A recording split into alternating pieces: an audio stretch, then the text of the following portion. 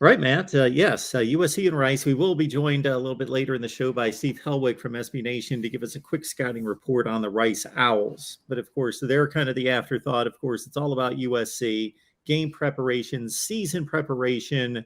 What is this team going to look like? And you raised a few topics before we started to record in regards to yes, for the ardent fan that wants to see beyond. Okay, the final score is going to be 52-10. What is going to play out both in regards to offensive play calling, rotations at wide receiver, rotations on the defensive line, for example, who's going to get playing time, and what player personnel groupings are going to be involved. So, how do you look at that in regards to what's going to pique your interest? Yeah, so I think a first priority in a game such as this against Rice, where winning really should not be a question, in the second half of the game.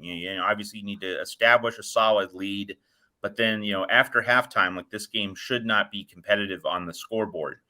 And so obviously this game was scheduled for a reason, right? Because you have a new coach, new system, new everything. You want this first week to get acclimated, shake off the rust, get some live action, and get a full sense of where players stand, offense and defense. So if I'm Lincoln Riley, let's start on the offense. If I'm Lincoln Riley, I don't want to give David Shaw and Stanford too much to look at. I want to keep my playbook vanilla. There are a lot of teams, playing, extremely competitive and significant games in week one: Notre Dame, Ohio State, Oregon, Georgia, Utah, Florida, etc. Those games, you got to open up the playbook, do whatever it takes to win. Obviously, USC is not in that same situation.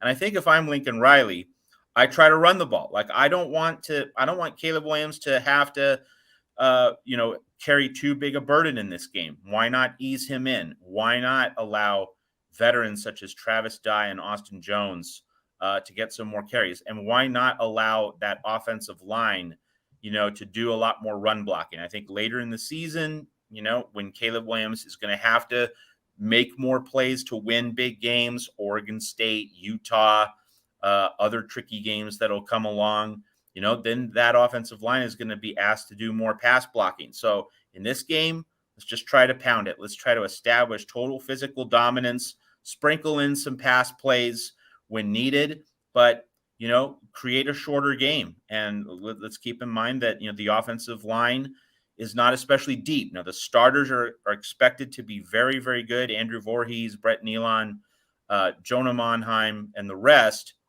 That the starters are expected to be good, but with a thin overall offensive line group where that second unit, is not especially deep.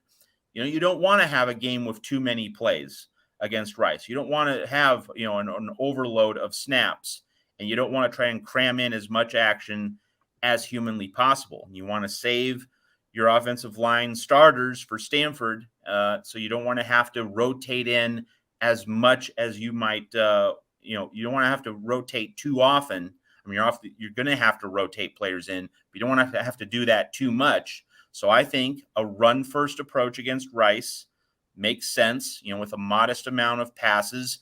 Try to hit big plays, establishing a run, getting in a 2nd and 1, 2nd and 2, maybe then taking some deep shots. And if the deep shot doesn't land, well, you still have 3rd and 1, 3rd and 2. You can still pound out the first down and move down the field. So I would say a run-first approach on offense, and getting everybody involved, spreading the wealth around. Like you obviously you don't need Travis Dye to win this game. You don't need Jordan Addison in the passing game to win.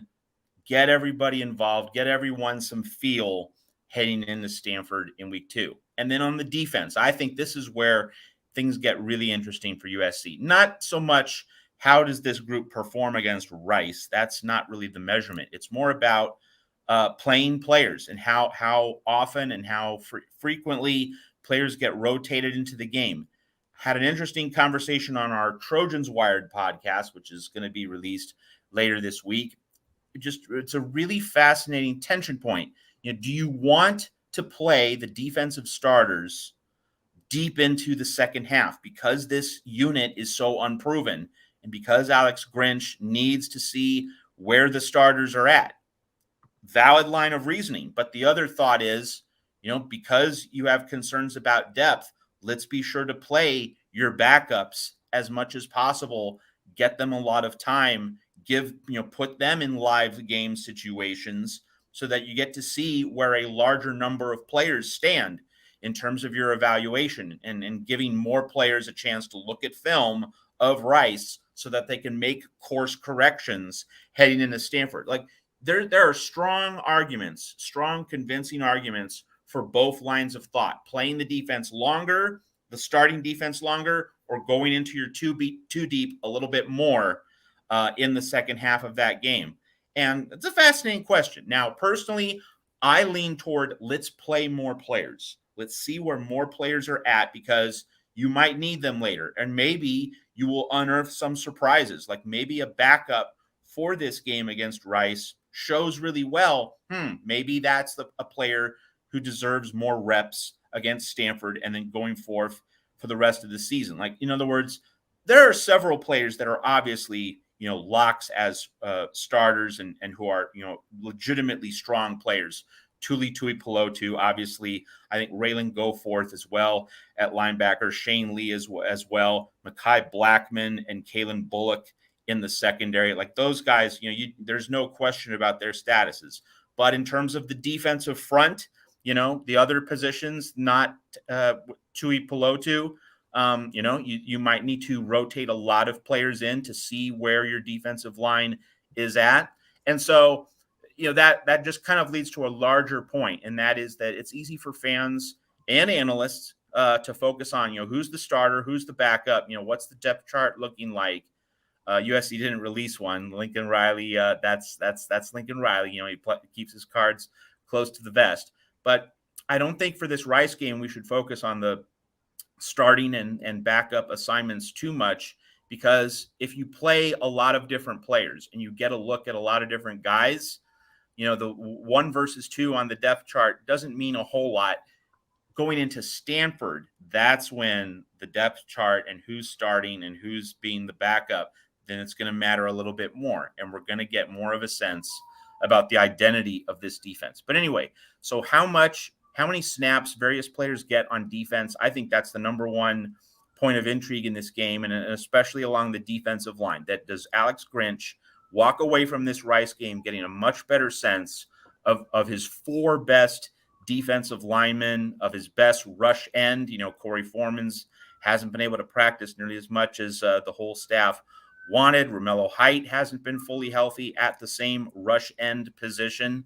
So I say rotate more players, not fewer. Get a look at more guys across more snaps, and then maybe you can arrive at a new line of thought and a new assessment of your defense heading into week 2 on the farm against Stanford.